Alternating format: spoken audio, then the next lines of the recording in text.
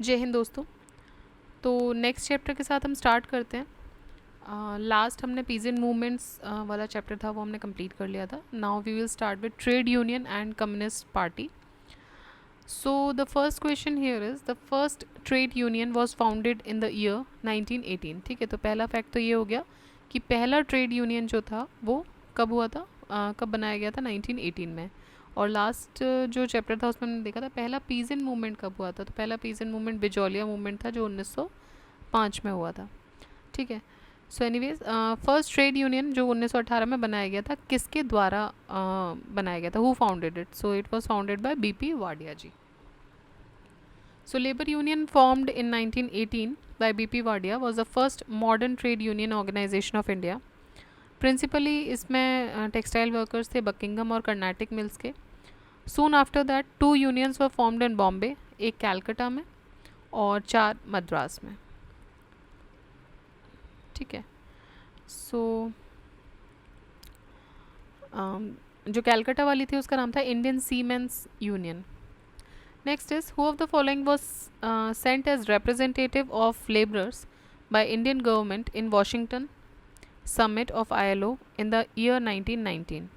ठीक है, तो इनमें से किसको इंडियन गवर्नमेंट की तरफ से एक रिप्रेजेंटेटिव के तौर पे भेजा गया था in the Washington summit of ILO Indian labour organisation जो 1919 में हुआ था. तो इसमें गए थे NM जोशी जी. ठीक है, Narayan Malhar Joshi ji. International labour organisation existence में आई थी 1919 में.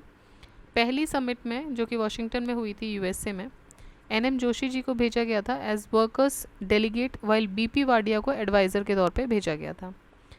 ऑल्दो UPPCS ने आंसर A को एक्सेप्ट किया है जो कि इनकरेक्ट है बिकॉज रिप्रेजेंटेटिव के तौर पे NM जोशी जी गए थे.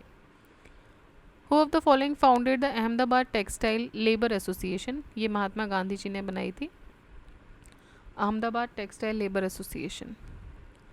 सो it was founded by Gandhi ji in 1918.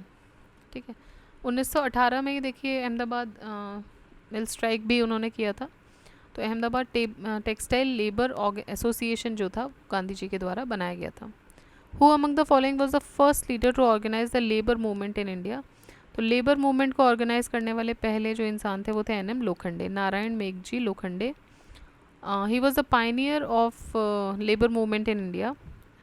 And he is remembered not only for ameliorating the work condition of the textile mills hands in the 19th century but also for its courageous initiatives on the caste and communal issues.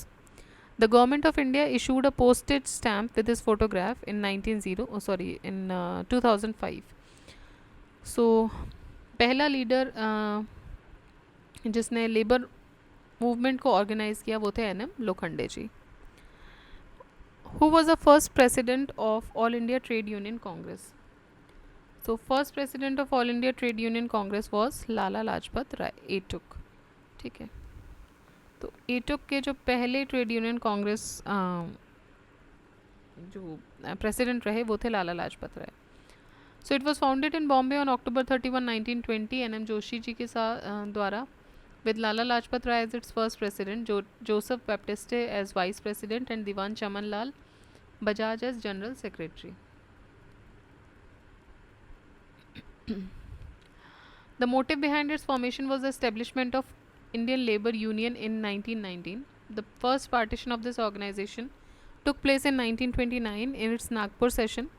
Jawaharlal Nehru was president during this partition. Next question is who has presided over the inaugural session of All India Trade Union Congress held in 1920. तो किसने preside किया था इस inaugural session में. इसमें किया गया था लाला लाजपत राय जी के द्वारा प्रेसिडेंट बने थे Lala Lajpat Rai. When was AITUC established in Bombay. तो ये कहाँ हुई थी, बॉम्बे में एस्टेब्लिश हुई थी, 1920 में हुई थी. पहले प्रेसिडेंट इसके जो थे वो लाला लाजपत राय थे. जोसेफ बैप्टिस्टे इसके वाइस प्रेसिडेंट थे और दीवान चमन लाल जी जनरल सेक्रेटरी थे. इतनी चीज़ें आपको इसके बारे में याद रखनी है. First session of AITUC held at Bombay in 1920 was presided by Lala Lajpat Rai.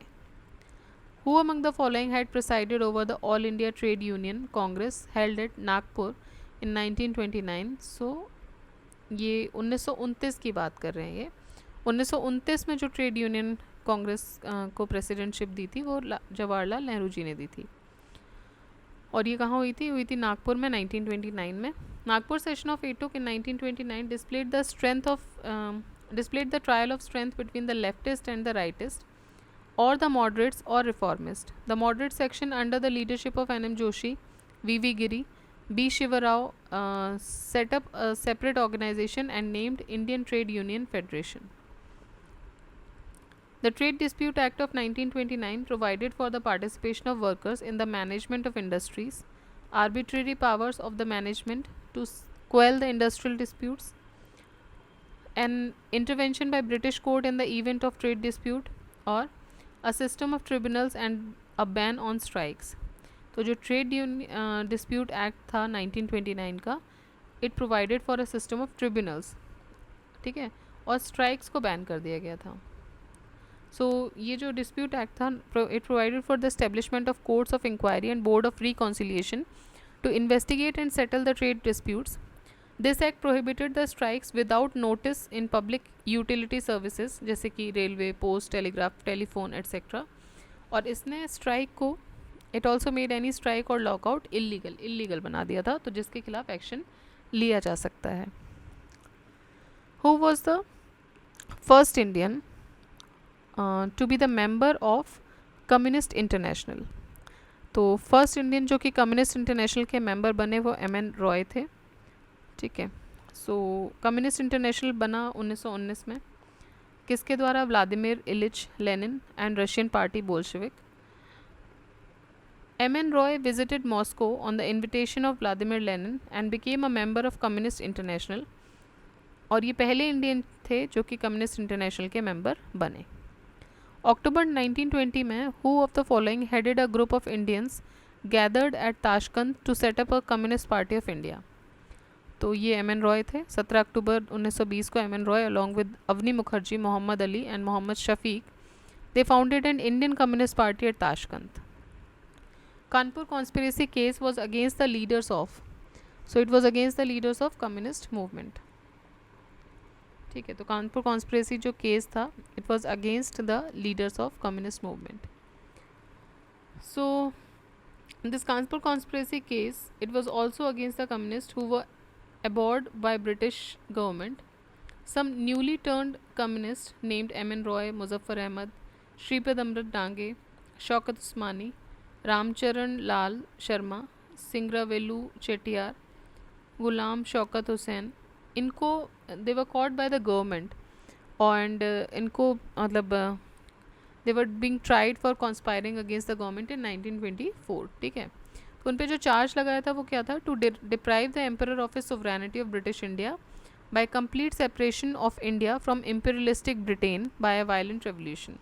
तो इन पे चार्ज ये लगाया गया था कि ये जो है एम्परर की सोवरेनिटी को कहीं ना कहीं डिप्राइव करने की कोशिश कर रहे हैं। मेरठ कॉन्स्पिरेसी और पेशावर कॉन्स्पिरेसी केसेस जो थे, they were also against the leaders of communist movement, ठीक है। तो कानपुर कॉन्स्पिरेसी केस जो था वो किसके अगेंस्ट था? कम्युनिस्ट मूवमेंट के लीडर्स के अगेंस्ट था। The revolutionary phase of the trade union movement in India was, तो रेवोल्यूशनरी फेज जो था ट्रेड यूनियन मूवमेंट का वो था 1926 से 39 तक। M.N. रॉय, मुजफ्फर अहमद, श्रीपद अहमद डांगे, शौकत उस्मानी, ये कुछ मेन लीडर्स थे जो उस मिलिटेंट फेज के रहे थे। Who form the radical democratic party इन 1940? तो ये बनाई थी M.N. रॉय जी ने। M.N. Roy founded the radical democratic party इन 1940। बंदी जीवन एक मास्टरपीस है विच was written by Sachindra Sanyal. What is the name of the party founded by Somendra Nath Tagore? तो सोमेंद्र नाथ टैगोर के द्वारा बनाई गई पार्टी का नाम क्या था? इनकी पार्टी का नाम था revolutionary communist party of India, RCPI। ये एक पॉलिटिकल पार्टी थी। The party was founded by Somendra Nath Tagore. कब बनाई गई थी? 1934 में, 1934 में। ब्रेकिंग अवे फ्रॉम CPI, तो CPI का फैक्शन था ये रेवोल्यूशनरी कम्युनिस्ट पार्टी बना। Sorry, this was the faction of CPI actually, ठीक है। तो CPI का एक फैक्शन ये क्रिएट किया इन्होंने, और ये इन्होंने जो फॉर्मेशन दिया वो revolutionary communist party of India बनाई। ऑलराइट। ओके,